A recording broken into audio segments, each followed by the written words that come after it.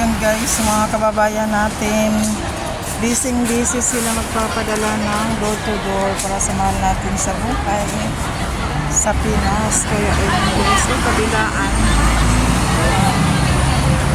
Ganito mga Pinoy dito sa ibang bansa, mapagmahal sa pamilya.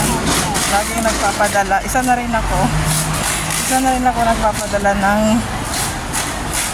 door to door. Ayun, dito sila nag-impake dahil wala naman sila space sa bahay, kaya dito sila nag-box. Ayan, nag-box sila dito. Ayun, ang dami doon. Meron naman siya dito, may fragile. Ano, ang galing, ang dami. Meron doon sa unahan, sa kabila. Meron pa doon sa kabila. Ayun. Ayun. Ay, sobrang dami nila. Every Sunday yan. Busy dito na area. Ba't ibang company kung saan sila nagpapadala.